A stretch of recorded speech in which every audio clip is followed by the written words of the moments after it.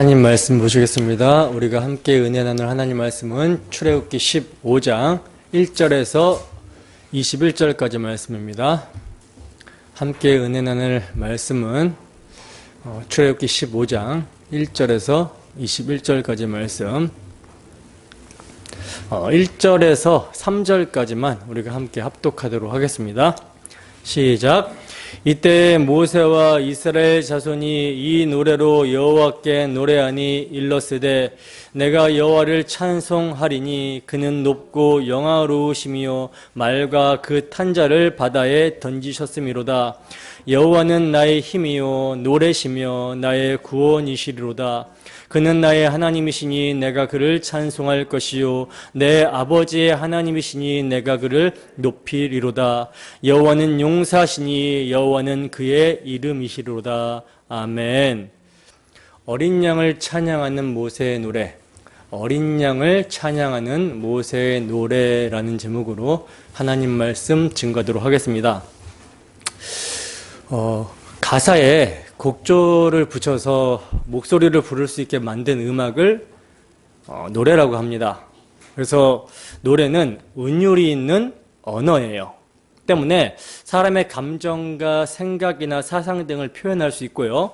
듣는 이로 하여금 자신의 감정과 생각 또는 사상을 표현하여 전달할 수 있습니다.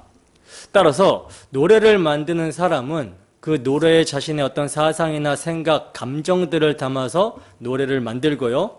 그 노래를 부르는 사람은요, 아무 생각 없이 그냥 부르는 것이 아니라 노래를 만든 사람의 생각이나 감정 등을 공감하고 이해하면서 노래를 부르게 되는 것이죠. 여러분, 노래에 힘이 있는 것이 이거거든요. 노래는 운율이 있는 언어이다 보니까 사람의 생각이나 사상과 감정을 설득해서 공유할 수 있고 사람의 마음을 움직일 수 있다라는 거예요. 그래서 무엇을 우리가 노래하느냐라는 것은요, 굉장히 중요합니다. 왜냐하면 사람이 어떤 노래를 할 때에는 그 노래의 어떤 멜로디가 익숙하고 좋아서 이렇게 하는 경우도 있지만 사실 멜로디는 가사에 담긴 사상과 감정을 표현한 것이기 때문에 사람이 어떤 노래를 말할 때에는요, 의식적이든 무의식적이든 그 노래 가사에 담긴 정서가 그 사람의 마음을 장악하고 있는 힘이 되고 있기 때문에 노래가 나오는 거예요. 증거가 되는 것입니다. 여러분, 우리는 무엇을 노래하고 있습니까? 다시 말해서 무엇이 우리 마음을 장악하는 힘이 되고 있습니까?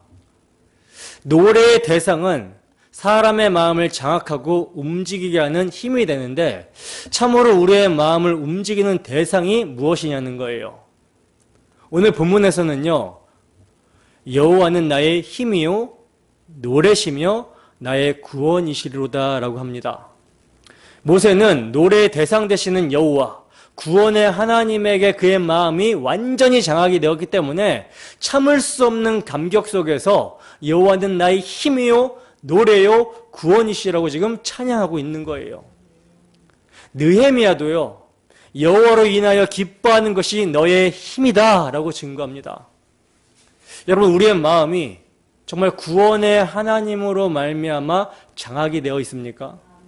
그리하여 그 구원의 하나님 여호와로 인하여 기뻐하며 그를 노래하는 것이 우리의 힘이 되고 있습니까?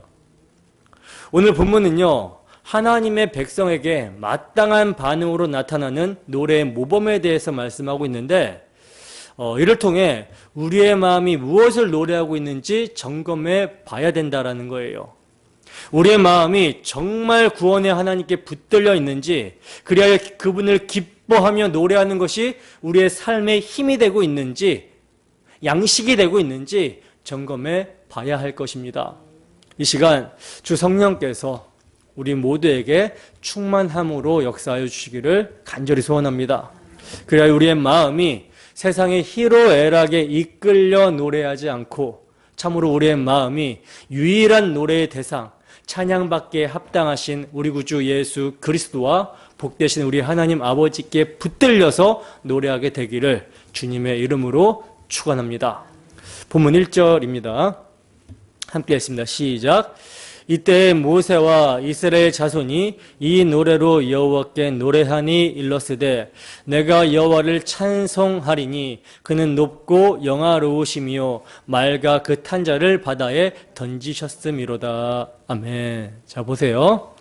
자, 이때라고 하면서 지금 15장은 시작이 되고 있는데요. 여기서 이때란 언제입니까? 14장과 연결해서 보면 여호와께서 애굽 사람들에게 행하신 그 큰 능력을 보고 여호와를 경외하며 여호와와 그의 종 모세를 믿었더라 한 이때를 말하는 거예요. 이스라엘 백성들은요, 홍해 바닷가를 육지와 같이 건넜으나 그들의 뒤를 쫓던 애굽의 군대들은 바다의 힘이 회복되어 그들을 덮어버려서 정말 한 사람도 남기지 않고 진멸당해 버렸습니다. 이것을 이스라엘 백성들이 봤어요. 이스라엘 백성들이 이 큰 여호와의 일, 이 큰 여호와의 구원을 보았으니 어떻게 그들의 입에서 찬송이 나오지 않을 수 있겠습니까? 찬송은 하나님의 은혜로우심을 증거하는 것이며 감사하는 마음의 자발적인 발로인데, 지금 이스라엘 백성들은요, 그들의 눈 앞에서 여호와의 큰 일, 능력과 구원을 보게 되었다라는 거예요. 그러니 당연히 하나님께 찬송하지 않을 수 없었다라는 것이죠. 그래서 이때 모세와 이스라엘 자손이 이 노래로 여호와께 찬송을 하는데 그 첫 마디가 여호와에 대한 찬송입니다. 자, 그러면 무엇에 대해서 찬송하고 있는가? 여러분, 모세와 이스라엘 백성들이 가장 우선적으로 찬송하고 있는 것은요, 여호와께서 이스라엘 백성들에게 뭔가를 해주신 일에 대해서 찬송하기 이전에 하나님 자체, 그분의 높고 영화로우심을 찬양하고 있어요. 여기서 높다라고 번역이 된 단어가 히브리어 가라는 말인데요. 이 단어의 뜻은 장엄하다라는 뜻입니다. 70인 역에서는 영광스럽다라고 번역을 하고 있거든요. 그러니까 그 여호와는 우리에게 무엇을 해주셨기 때문에 찬송할 만한 것이 아니라, 찬송받을 만한 것이 아니라 그분 자체가 영광스럽고 영화로우시기 때문에 찬송받으시기에 합당하다라는 것입니다. 우리의 삶에 뭔가 도움을 줬기 때문에 하나님이 찬송을 받을 만하다라고 하는 것이 아니라 그분의 그 자체로서 영광스럽다라고 찬송받기에 합당하다라는 거예요. 이것이 우리가 하나님을 첫째로 찬양해야 될 이유인 것입니다. 하나님은요, 그 존재 자체로 찬양받으시기에 합당하다라는 거예요. 자, 그리고 이제 이어서 찬송하는 내용이 나오죠. 뭡니까? 높고 영화로우신 여호와께서, 찬송받기에 합당하신 여호와께서 말과 그 탄자를 바다에 던지셨음이로다 하고 찬송합니다. 이것은요, 여호와께서 이스라엘 백성들의 뒤를 쫓아오는 애굽의 군대를 완전하고도 철저하게 멸망시키심으로써 구원하셨다라는 것을 단적으로 표현하고 있는 말인데, 근데 동시에 이 찬송은요, 과거에 하나님께서 행하신 모든 구원의 능력을 찬송하고 있는 말인 거예요. 무슨 말이냐면, 지금 모세와 백성들이 부르고 있는 하나님 되심과 그의 구원을 찬송하는 노래가 이 당시에만 국한되지 않고 이때부터 가나안 땅까지 인도하신 하나님에 대한 찬송이라는 것입니다. 그 근거가 본문 14절에서 16절에 잘 나타나고 있는데 함께 읽어보겠습니다. 본문 14절에서 16절 말씀입니다. 시작. 여러 나라가 듣고 떨며 블레셋 주민이 두려움에 잡히며 에돔 두령들이 놀라고 모압 영웅이 떨림에 잡히며 가나안 주민이 다 낙담하나이다. 놀람과 두려움이 그들에게 임하매 주의 팔이 크므로 그들이 돌같이 침묵하였사오니 여호와여, 주의 백성이 통과하기까지 곧 주께서 사신 백성이 통과하기까지였나이다. 아멘. 보시면 주의 백성 이스라엘이 가나안 땅, 약속의 땅에 입성하게 되기까지 블레셋, 에돔, 모압이 두려워 떨며 놀라서 침묵하게 될 것과 가나안 주민들이 낙심하게 될 것, 낭망하게 될 것을 언급을 하고 있어요. 그러니까 모세와 이스라엘 백성들은요, 분명 홍해를 건넌 직후에 여호와에 대한 찬양 노래를 불렀습니다. 그런데 출애굽기를 모세가 성령의 감동으로 기록할 때는요, 그 출애굽한 직후에 불렀던 노래를 회상하면서 거기에다가 40년 동안 대적들을 멸하시며 이스라엘 백성들을 인도하신 하나님의 은혜를 더하여 기록을 하고 있는 거예요. 그러므로 모세의 인생은 뭡니까? 노래 연속이라고 할 수 있는 것이죠. 그 당시에도 노래할 수밖에 없었고 40년 후에도 돌아보니 노래할 수밖에 없었던 거예요. 그렇다면 여러분, 출애굽이 성도의 거듭남의 시작이며 광야 생활이 성도의 인생이라고 볼 때 모세의 노래는 우리에게 어떤 교훈을 줍니까? 어떤 교훈을 주고 있는 것이죠? 한 사람이 그리스도를 믿어 성도가 되었을 때부터 그의 인생이 마칠 때까지 성도의 입에서는 찬송이 터져 나와야 된다라는 것을 교훈하고 있는 것이죠. 어떻게 여러분, 우리의 입에서는 찬송의 노래가 끊이지 않고 터져 나오고 있습니까? 여러분, 모세와 이스라엘의 모습은요, 홍해를 건너기 전과 완전히 달라졌습니다. 이스라엘이 홍해를 건너기 전 애굽의 노예 상태에 있었을 때를 한번 생각해 보세요. 그들의 입에는요, 기쁜 노래를 찾아볼 수가 없었습니다. 오히려 고된 노동으로 말미암아 부르짖는 탄식 소리가 하나님께 상달될 정도였어요. 그러나 이제 그들의 탄식은 뭐가 됩니까? 노래가 되었고 그들의 부르짖음은 찬송이 된 거예요. 우리가 찬송하는 것처럼 전날의 한숨 변하여 내 노래 되었네, 주님을 찬송하면서 할렐루야 하는 것을 그들은 경험하게 되었다라는 것이죠. 그렇다면 여러분, 무엇이 모세와 이스라엘 백성들로 하여금 이러한 변화를 가져다 준 것입니까? 무엇이? 어린 양의 피죠. 하나님의 권능이 이들로 하여금 이러한 변화를 가져다 주었던 거예요.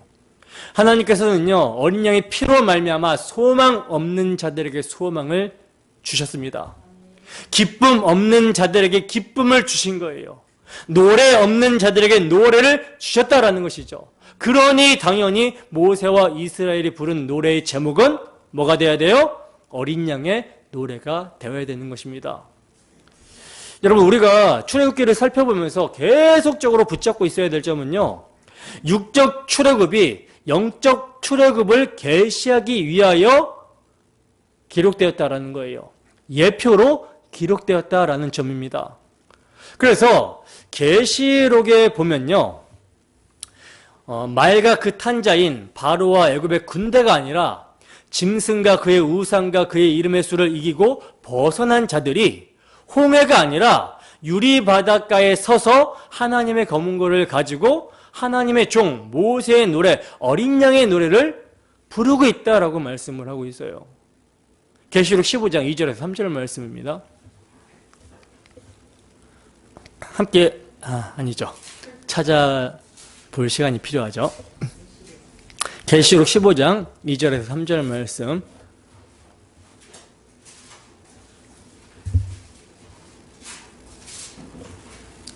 네, 다 찾으셨으면 함께 합독합니다. 시작. 또 내가 보니 불이 섞인 유리바다 같은 것이 있고 짐승과 그의 우상과 그의 이름의 수를 이기고 벗어난 자들이 유리바다가에 서서 하나님의 검은고를 가지고 하나님의 종 모세의 노래 어린 양의 노래를 불러 이르되 주 하나님 곧 전능하신 이시여 하시는 일이 크고 놀라우시도다. 만국의 왕이시여 주의 길이 의롭고 참되시도다. 아멘. 자, 보시다시피 계시록에서는요, 짐승과 그의 우상과 그의 이름의 수를 이기고 벗어난 자들, 즉 영적 전쟁에서, 그 최후의 전쟁에서 승리한 성도들이 모세의 노래, 곧 어린 양의 노래를 부르고 있다라고 말씀을 하고 있어요. 여러분, 우리가 계시록을 상고할 때 살펴봤지만 유리 바다는 죄와 저주와 세상을 상징하는 혼돈의 바다, 공허의 바다, 짐승이 나오는 바다가 아니라 무슨 바다라고 했습니까? 예수 그리스도의 사역으로 말미암아 예수 그리스도의 십자가 대속의 사역으로 재창조가 된 수정같이 맑은 하늘의 바다라고 했었잖아요. 즉 저주의 바다가 물러간 새하늘과 새 땅의 상징이 유리바다라는 거예요. 그런데 짐승과 그의 우상과 그의 이름의 수를 이기고 벗어난 자들이, 영적 전쟁에서 최종적으로 승리한 자들이 어디에서 노래를 부르고 있냐면 그냥 유리바다가 아니라 불이 섞인 유리바닷가에 서서 모세의 노래, 어린 양의 노래를 부르고 있다는 거예요. 여러분, 불이 섞인 유리바다, 이것은 성도의 현실인 것이죠. 성도는요, 우리 주 예수 그리스도의 십자가 대속의 사역으로 말미암아 새하늘과 새 땅을 상징하는 유리바다, 하늘의 시민권을 가진 자들이 되었습니다. 그리스도와 함께 하늘에 앉혀진 자들이 되었다는 거예요. 이게 우리가 믿음으로 바라보고 있는 믿음의 실상이죠. 그러나 우리의 역사 속에서의 삶은요, 아직 예수님의 십자가에서 임한 하나님의 진노가 어떠한 것인지를 드러내는 죄 아래, 진노 아래, 심판 아래에 있는 세상에서 하늘의 시민권을 가진 자로 살아가고 있습니다. 그러니까 성도는 아들을 배척하고 죽인 세상에서, 하나님의 죄에 대한 진노 가운데 있는 세상에서 믿음으로 구원을 받은 자로서 믿음으로 세상을 살아가고 있다는 거예요. 그래서 불 섞인 유리바다에 있는 성도들을요, 그들은 짐승과 그의 우상과 그의 이름의 수를 이기고 벗어난 자들이다 라고 하는 것입니다. 근데 이들이 뭘 하고 있어요? 불 섞인 유리바닷가에 서서 하나님의 검은고를 가지고 노래를 부르고 있다라고 말씀을 하고 있어요. 이것이요, 믿음으로 죄에 대한 하나님의 진노가 쏟아지고 있는 역사를 살아가는 성도의 모습이라는 것입니다. 여러분, 불이란 뭘 상징합니까? 우리 하나님은 소멸하는 불이라고 할 때 이 불은 뭘 상징하죠? 하나님의 심판을 의미하잖아요. 그렇다면 불 섞인 유리바다라는 말은 뭐예요? 그 의미가 뭡니까? 하나님의 심판이 섞여 있는 바다라는 뜻으로 이해할 수가 있죠. 그러면 유리의 바닷가에 서서 노래를 부르는 자들은 어떤 자들이라는 것이죠? 심판과 죽음을 건너온 사람들을 말하는 거예요. 바로 이것을 지금 출애굽기의 홍해 사건은 모형하고 있는 것인데, 자, 그럼 보세요. 이스라엘 백성들이 홍해를 건널 때 홍해에는요, 이스라엘 백성들만 있었던 것이 아니라 누구도 함께 있었습니까? 애굽의 군대들도 함께 있었죠. 무슨 말이냐면 이스라엘 백성이 홍해를 건넌 후에 애굽의 군사들이 홍해에 들어온 것이 아니라는 거예요. 이스라엘 백성들이 갈라진 바다에 들어가자마자 곧 쫓아서 애굽의 군사들이 들어옵니다. 그리고 이스라엘이 갈라진 바다를 건너자마자 곧 바다가 힘을 회복하고 애굽의 군대를 덮어버렸다라는 거예요. 그럼 보세요. 여러분, 홍해에 이스라엘 백성들과 애굽의 군대들이 함께 있었다라는 것은요, 하나님께서는 이스라엘 백성들 역시 애굽과 같이 멸망받을 대상으로 취급을 하셨다라는 것을 의미하는 거거든요.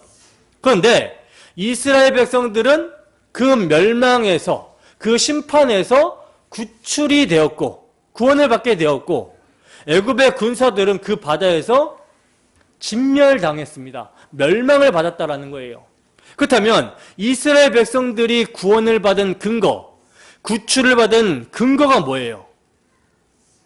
어린 양의 피라는 거예요. 어린 양의 피라는 것입니다. 그 피가 근거가 되어서 멸망 속에서, 멸망의 바다에서, 심판의 바다에서 이스라엘 백성들이 구원을 받았다라는 것이죠.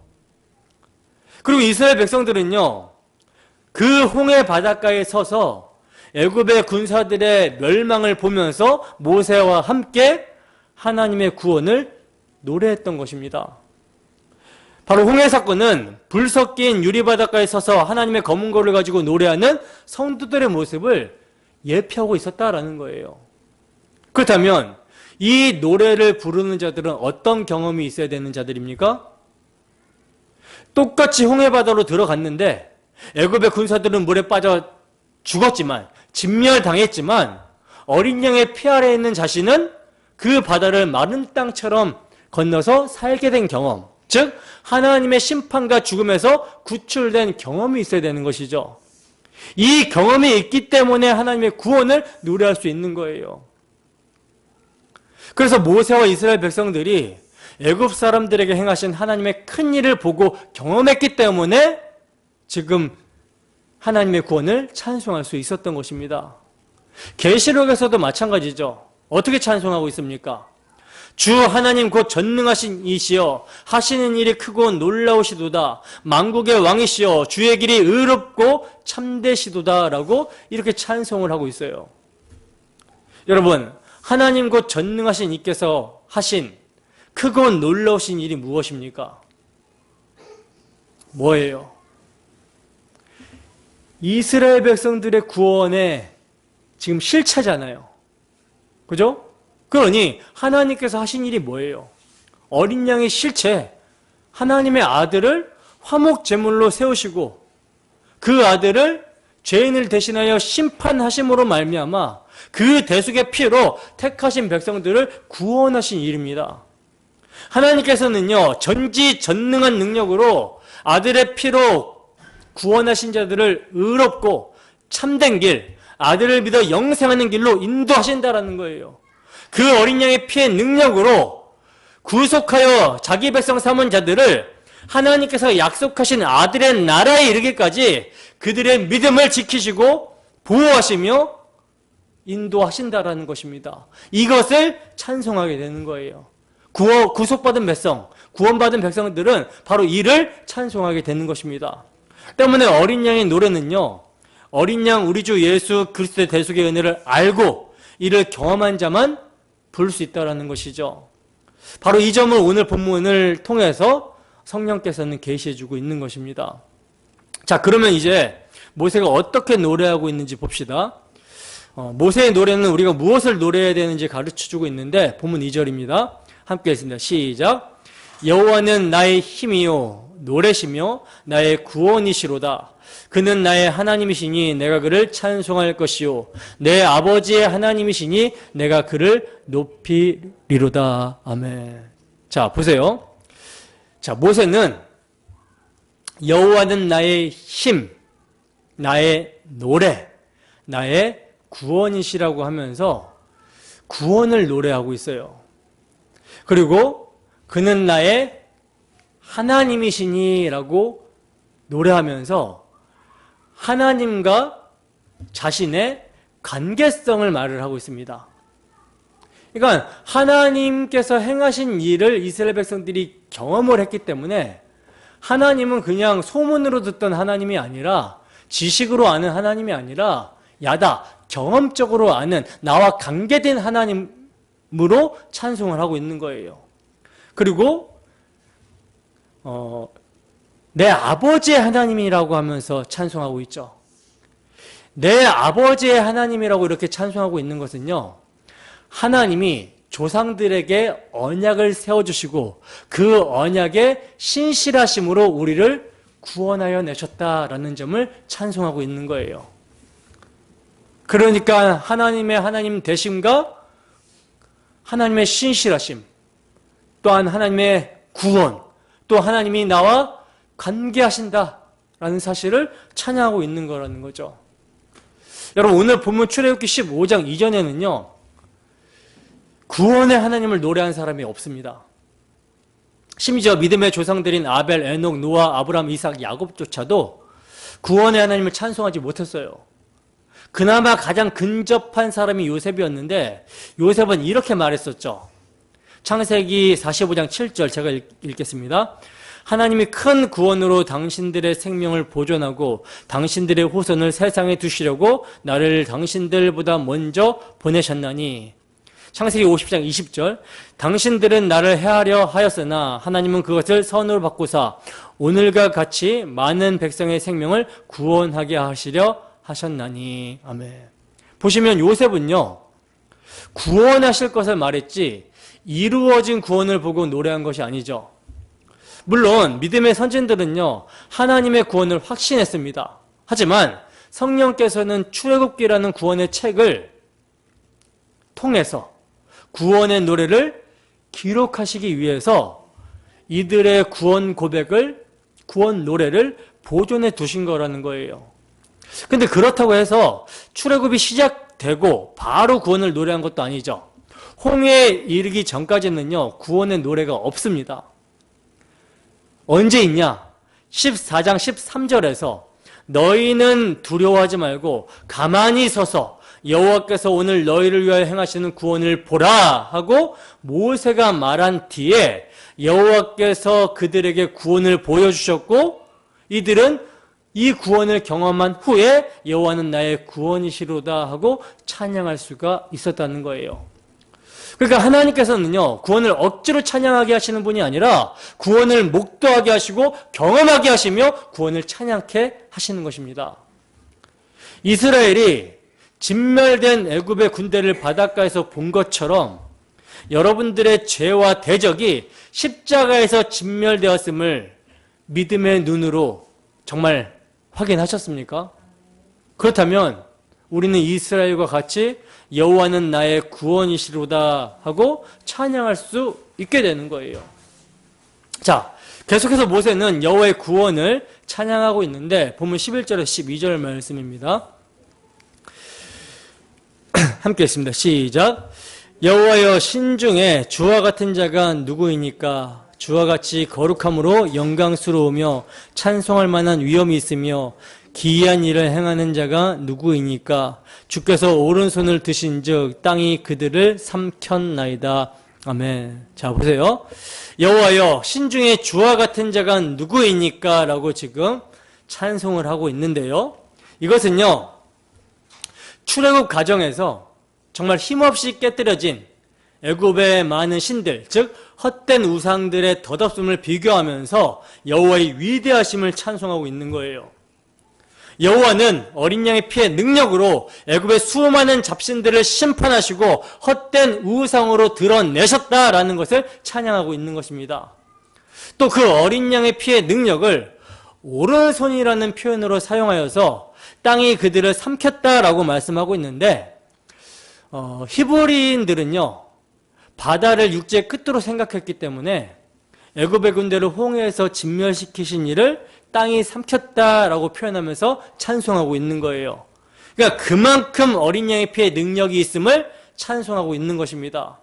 이처럼 여러분 모세와 이스라엘에게는요, 거룩하시고 영광스러우시며 위엄이 있으셔서 기이한 일을 행하신 하나님이 계셨다라는 거예요.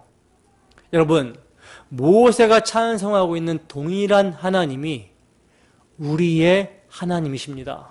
믿으십니까? 여러분, 우리에게 모세와 같은 찬송이 있으십니까? 하나님의 거룩하심과 영광스러우심, 위엄과 위대하심을 경험하며 참으로 찬송하고 계십니까?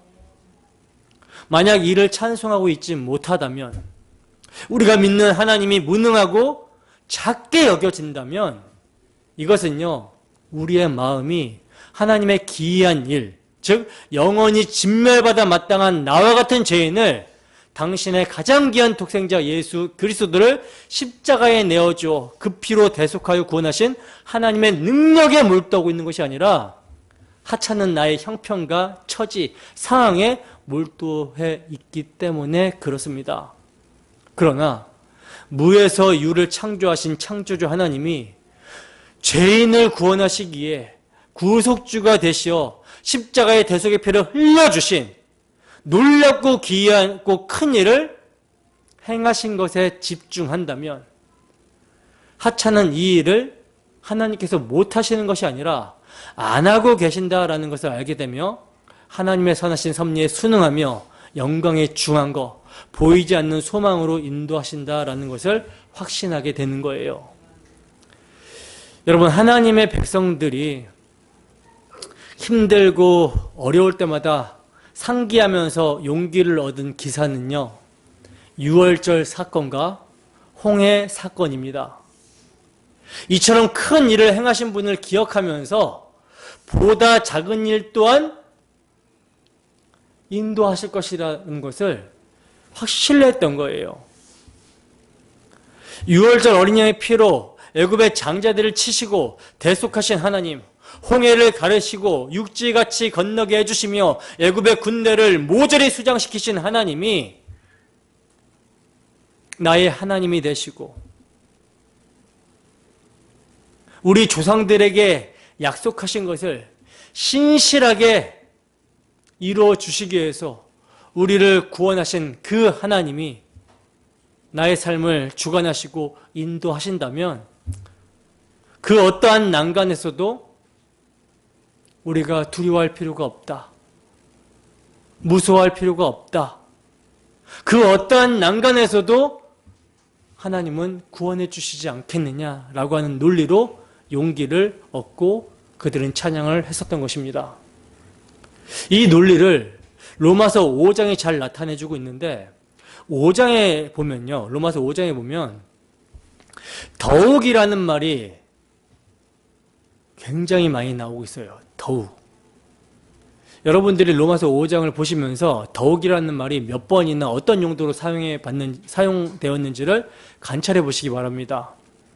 우리가 연약할 때, 죄인 되었을 때, 원수 되었을 때 그리스도께서 그러한 우리를 위하여 죽어주심으로 하나님과 화목할 수 있었다면 더욱 그로 말미암아 진노하심에서 구원을 얻을 것이 확실하지 않느냐라고 하는 것이 사도 바울의 논리입니다. 더 떨어질래야 떨어질 수 없는 원수 되었을 때에 더 높고 귀한 것이라고는 없는 자기 아들을 화목제물로 내어주셨다면 사망의 음침한 골짜기 같아 보이는 길로 인도하신다 할지라도 주의 지팡이와 막대기로 보호하시며 우리의 유익을 위하여 가장 선한 길로 인도하신다라는 것을 더욱 확신할 수 있지 않겠느냐라는 거예요. 이것이 모세 여러분 노래라는 것입니다.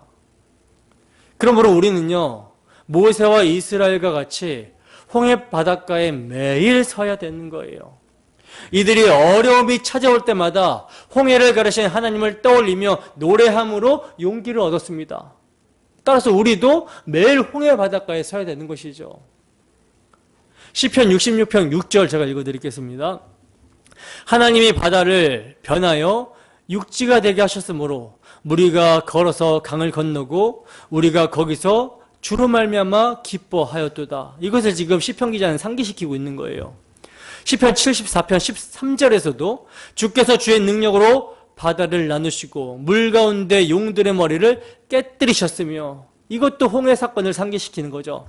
시편 77편 19절 말씀, 주의 길이 바다에 있었고 주의 곧은 길이 큰 물에 있었으나 주의 발자취를 알 수 없었나이다. 이것도 홍해 사건을 상기시키면서 주의 길이 정말 어디 있는지 우리가 전혀 몰랐었는데 바다에 있었다. 이것을 지금 말씀하고 있는 거예요. 시편 78편 13절입니다. 그가 바다를 갈라 물을 무더기같이 서게 하시고 그들을 지나가게 하셨으며, 시편 106편 9절, 이에 홍해를 꾸짖으시니 곧 마르니 그들을 인도하여 바다 건너가기를 마치 광야를 지나감 같게 하사.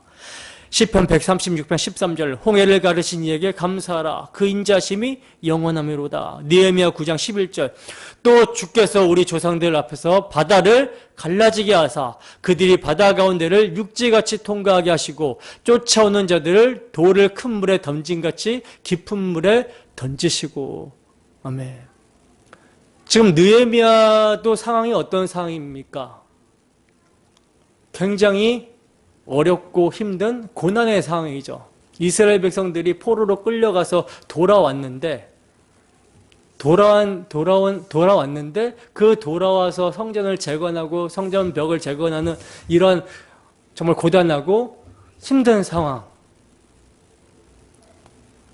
하나님이 정말 회복시켜 주실까라고 하는 그런 의심이 가는 그런 상황에서 이걸 기억하고 있는 거예요. 어떤 사건을? 홍해 사건을. 이처럼 이스라엘 백성들은요, 어려운 일을 당할 때마다 항상 홍해 앞으로 자신들의 마음을 이끌었습니다. 그러면 오늘날 우리의 홍해 바닷가는 어디입니까? 홍해 바닷가는 십자가를 예표하고 상징한다라고 했어요. 그래서 세례를 예표한다라고 그랬죠. 따라서 우리의 홍해 바닷가는 어디예요? 십자가입니다. 그래서 우리가 부를 찬양은 십자가 앞에 나아가 내 짐을 풀었네. 십자가 앞에 나아가 내 짐을 풀었네. 주님을 찬송하면서 할렐루야, 할렐루야. 내 앞길 멀고 험해도 나 주님만 따라가리. 이것이 어린 양의 피의 능력입니다. 이 어린 양의 피, 십자가의 능력에 대해서는요, 13절에서도 간접적으로 표현하고 있는데, 본문 13절입니다. 본문 13절 함께 읽습니다. 시작. 주의 인자하심으로 주께서 구속하신 백성을 인도하시되 주의 힘으로 그들을 주의 거룩한 처소에 들어가게 하시나이다. 아멘. 여러분, 여기에서 여러분 주목해야 되는 단어가 뭡니까? 주께서 구속하신 백성이라는 말이죠. 죄값에 팔린 죄의 노예가 해방되어 하나님의 백성이 될 수 있는 방도는요, 오직 구속을 통해서만 가능하다라는 거예요. 그 구속이 하나님의 아들을 상징하는 어린 양의 피로 가능해졌다라는 거죠. 구속하시는 능력이 어린 양의 피에 있습니다.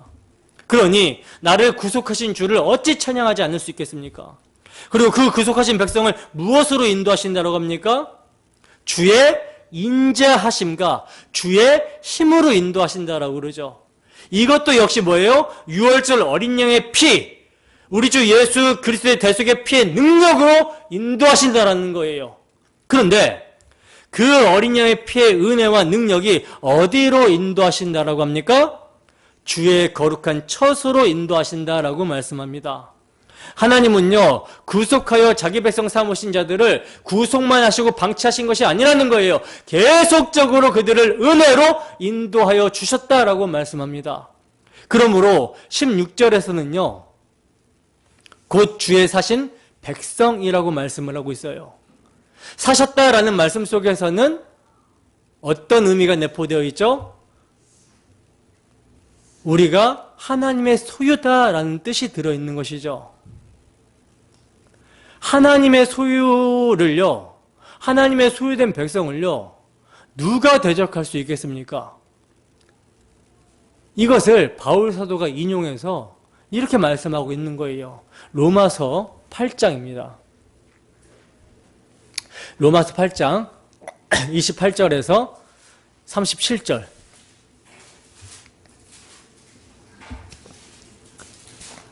로마서 8장 28절에서 37절. 우리가 자주 보는 말씀이죠. 로마서 8장 28절에서 37절 함께 읽습니다. 시작. 우리가 알거니와 하나님을 사랑하는 자 곧 그의 뜻대로 부르심을 입은 자들에게는 모든 것이 합력하여 선을 이루느니라. 하나님이 미리 아신 자들을 또한 그 아들의 형상을 본받게 하기 위하여 미리 정하셨으니 이는 그로 많은 형제 중에서 맏 아들이 되게 하려 하심이니라. 또 미리 정하신 그들을 또한 부르시고 부르신 그들을 또한 의롭다 하시고 의롭다 하신 그들을 또한 영화롭게 하셨느니라. 그런즉 이 일에 대하여 우리가 무슨 말 하리요? 만일 하나님이 우리를 위하시면 누가 우리를 대적하리요? 자기 아들을 아끼지 아니하시고 우리 모든 사람을 위하여 내주시니가 어찌 그 아들과 함께 모든 것을 우리에게 주시지 아니하겠느냐? 누가 능히 하나님께서 택하신 자들을 고발하리요? 의롭다 하신 이는 하나님이시니 누가 정죄하리요? 죽으실 뿐 아니라 다시 살아나신 이는 그리스도 예수시니 그는 하나님 우편에 계신 자요 우리를 위하여 간구하시는 자시니라. 누가 우리를 그리스도의 사랑에서 끊으리요? 환난이나 공고나 박해나 기근이나 적신이나 위험이나 칼이랴. 기록된 바 우리가 종일 주를 위하여 죽임을 당하게 되며 도살당할 양같이 여김을 받았나이다 함과 같으니라. 그러나 이 모든 일에 우리를 사랑하시는 이로 말미암아 우리가 넉넉히 이기느니라. 아멘. 여러분, 주 예수의 피의 능력이 우리로 하나님의 소유된 백성 되게 하셨기 때문에, 하나님의 자녀 되게 하셨기 때문에, 그 하나님을 향한 그 하나님의 자녀들에 대한 사랑, 하나님의 사랑에서 그 누구도 끊을 수 없다라는 것입니다. 하나님의 소유된 백성을 그 누구도 대적할 수 없다라는 거예요. 그러므로 구속하여 주심도 뭡니까? 은혜고, 인도하심도 은혜고, 하나님의 소유 삼아 주신 것도 전적인 하나님의 은혜인 거예요. 그 하나님의 소유된 백성을 그 누구도 건들지 못하게 되는 것도 은혜입니다. 그러므로 우리는요, 은혜 위에 은혜더라, 이렇게 말할 수밖에 없는 것이죠. 이것이 바로 뭐다? 모세의 노래, 곧 어린 양의 노래인 것입니다. 하나님께서는 자기 아들을 내어주시는 헤세드, 인자로 홍해를 가르쳤고, 그 이후에도요, 그들을 헤세드, 인자로 인도하셔서, 은혜로 인도하셔서 하나님의 품, 영원히 그들의 하나님이 되시며, 그들은 하나님의 백성 되는 처소로 들어가게 하십니다. 바로 이 목적을 위해 하나님께서는 자기 백성을 광야를 통과하기까지, 그들의 인생이라는 광야를 통과하기까지 적들로부터 보호하시는 거예요. 16절 보세요. 본문 16절입니다. 함께 했습니다. 시작. 놀람과 두려움이 그들에게 임함에 주의 팔이 크므로 그들이 돌같이 침묵하였사오니, 여호와여, 주의 백성이 통과하기까지, 곧 주께서 사신 백성이 통과하기까지였나이다. 아멘. 여러분, 무엇이 대적들을 이기고 주의 처소로 들어가게 하신 것입니까? 헤세드, 은혜죠. 십자가입니다. 이처럼 우리가 그리스도의 십자가를 굳게 붙들 때 그 십자가는 홍해라는 사망에서 건짐을 받게 하고요, 광야라는 성도의 인생을 통과하기까지 마귀의 건세로부터 보호해 주어서 하나님 앞으로 인도해 준다라는 거예요. 하나님의 약속하신 것을 얻도록 인도해 준다라는 것입니다. 이것은 성도가 십자가로 인해 자아를 벗어버리고 그리스도와 같은 모습으로 살아가게 되는 것을 의미합니다. 곧 성화이며 인자하심으로 인도함을 받는 거예요. 이처럼 십자가는 하나님의 거룩, 위엄, 영광, 기이한 일을 행하신 권능이라는 거예요. 때문에 우리는요, 이 십자가로 말미암아 주와 같은 자가 누구입니까? 하고 찬송할 수 있게 되는 것입니다.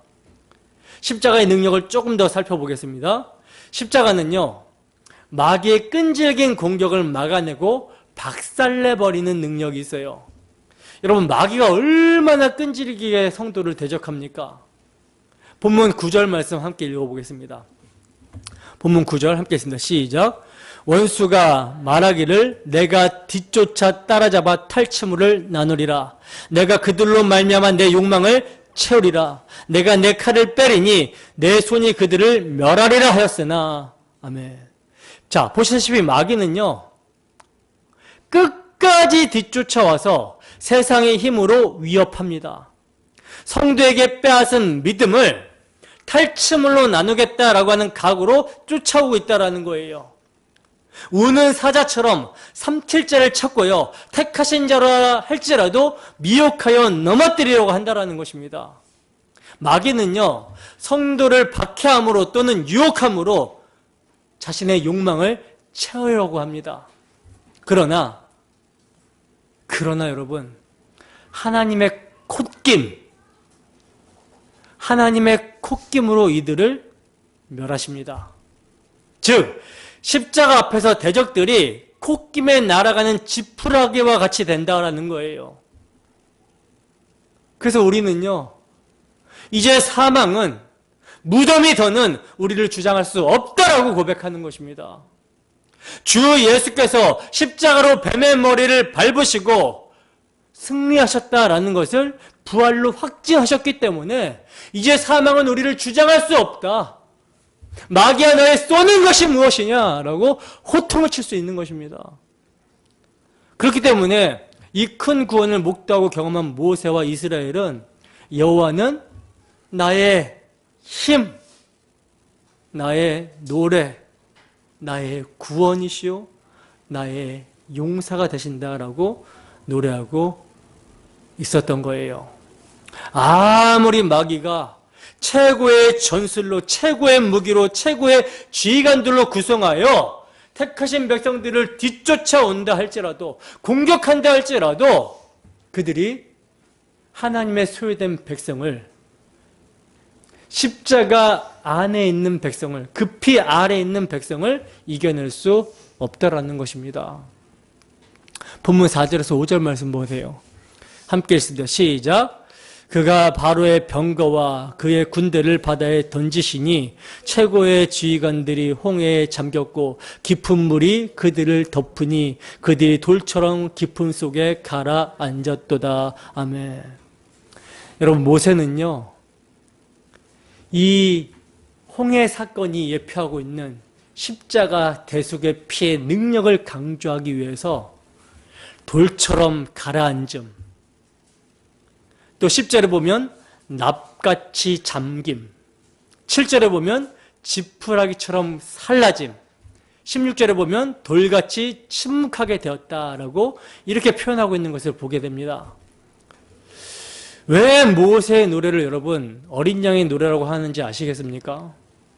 온통 6월절 어린 양이 피로 인해 나타난 하나님의 권능을, 하나님의 구원을 노래하고 있기 때문이라는 거예요. 그 노래의 절정이 여러분 어디냐면 17절입니다. 찬양의 절정이 나오고 있어요. 본문 17절입니다. 함께 읽습니다. 시작. 주께서 백성을 인도하사 그들을 주의 기업의 산에 심으시리이다. 여호와여, 이는 주의 처소를 삼으시려고 예비하신 것이라. 주여, 이것이 주의 손으로 세우신 성소로소이다. 아멘. 보시면 십자가의 권능으로 주의 백성들이 주의 기업의 산에 심겨지게 된다라고 노래하고 있어요. 애굽, 즉 세상에서 뽑힌 자들은 반드시 새로운 처소에 심겨진다라는 것입니다. 그리고 이제 그들은 다시는 뽑히지 않는다라는 거예요. 이게 어린 양의 피의 능력이죠. 아모스 9장 15절 말씀입니다. 아모스 9장 15절 말씀. 아모스서 9장 15절.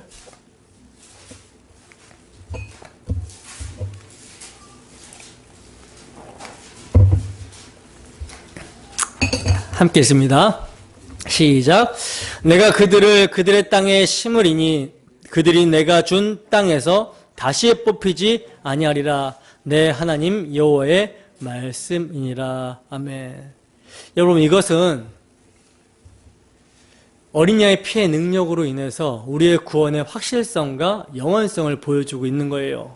자, 그렇다면요, 하나님께서 왜 당신의 백성을 주의 기업의 산에 심으시는 것입니까? 그 목적이 무엇이죠? 여호와여, 이는 주의 처소를 삼으시려고 예비하신 것이라. 주여, 이것이 주의 손으로 세우신 성소로소이다. 주의 처소, 주의 성소로 만드시기 위함이라고 말씀합니다. 바로 여기에 하나님께서 어린 양의 피로 구속하신 목적이 있는 거예요. 물론 이것을 이스라엘을 가나안 땅으로 인도하시고 성전을 건축하게 하실 것으로도 볼 수 있습니다마는, 하나님이 거하실 처소는요, 어떤 땅도 아니고 하나님의 성소는 어떤 건물이 있는 것이 아님을 우리는 인식하고 있어야 돼요. 어린 양 되시는 그리스도의 피로 구속하여 자기의 백성 삼으신 성도들의 공동체, 곧 교회가 하나님의 처소고 하나님의 성소인 것입니다. 그리고 여호와의 거처는 계시록에 가서요, 보라, 하나님의 장막이 사람들과 함께 있음에 하나님이 저희와 함께 거하시리니 그들은 하나님의 백성이 되고 하나님은 친히 그들과 함께 계셔서, 여기에서 완성이 되는 거예요. 따라서 하나님께서 십자가 대속의 피로 구속하신 우리를 약속하신 하나님 나라, 새하늘과 새 땅으로 인도하시는 목적은 우리를 하나님의 처소 만들기 위해서이며 또한 하나님이 우리들의 처소가 되시기 위해서입니다. 그래서 뭐가 있어요? 어린 양의 피가 있는 거예요. 어린 양의 피가 없으면 하나님과 우리가 함께할 수 있다보다 함께할 수 없습니다. 어린 양의 피가 영원한 속죄의 피이기 때문에 하나님과 영원히 함께할 수 있는 거예요. 어린 양의 피는 하나님이 거하실 처소, 하나님과의 연합을 이루기 위해서 흘려진 피라는 것이죠. 그러므로 이제 그 십자가 대속의 피로 말미암아 마귀의 건세로부터 벗어나서 이제부터 영원히 하나님이 다스리게 되었다고 모세는 노래하고 있는 것입니다. 이것이 여러분 성도가 받은 구원이에요. 죄로부터의 자유, 하나님의 뜻을 기뻐하는 자유, 하나님을 예배할 수 있게 된 자유, 우리의 어떠함을 보지 아니하시고 오직 우리 주 예수 그리스도의 십자가 대속의 피, 오직 은혜로 자유함을 주시고 우리를 놓지 아니하시고 끝까지 주의 처소로 삼으시기 위해서 인도하시고 영원히 다스리시는 놀랍고 위대한 하나님, 그 하나님을 우리는 노래해야 하는 것입니다. 이 구원이요 여러분 얼마나 감격이고 얼마나 큰 기쁨이었는지 모세의 누이 미리암과 모든 여인들이 나와서요 모세와 이스라엘의 노래를 듣고 화답하여 구원을 노래합니다. 본문 20절에서 21절 말씀입니다. 함께 읽습니다. 시작. 아론의 누이 선지자 미리암이 손에 소고를 잡으매 모든 여인도 그를 따라 나오며 소고를 잡고 춤을 추니 미리암이 그들에게 화답하여 이르되 너희는 여호와를 찬송하라. 그는 높고 영화로우심이요 말과 그 탄자를 바다에 던지셨음이로다 하였더라. 아멘.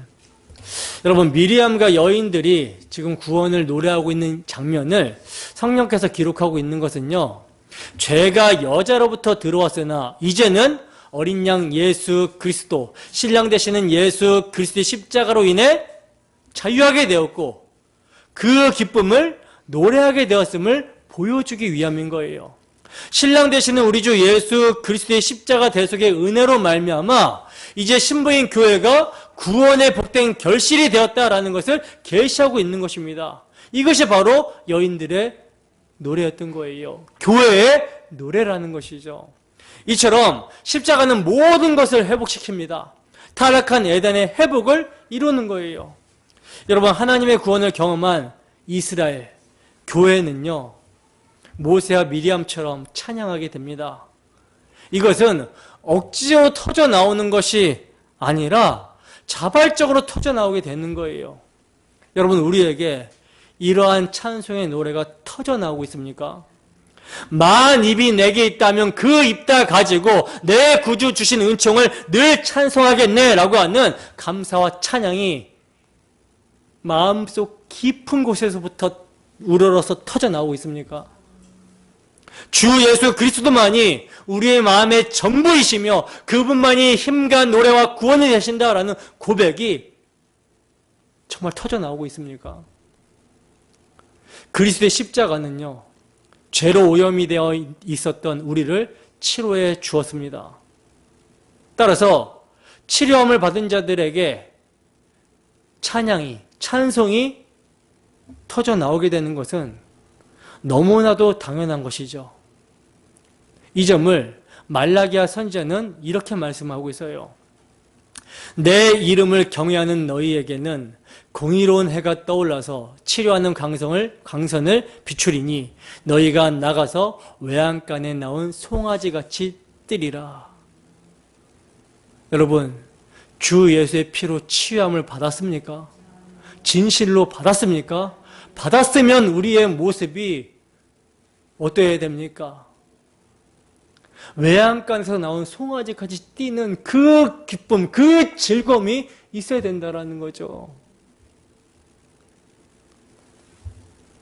여러분, 우리의 마음이 정말 주의 구원을 늘 기억하기를 소원합니다. 그리하여 죄에서 자유를 얻게 하신 그 십자가 대속의 피를 자랑하고 하나님을 나의 힘이요 노래로 여기며 날마다 구원의 감격으로 인하여 기뻐하고 노래하는 우리들이 되기를 주님의 이름으로 축원합니다. 기도하겠습니다.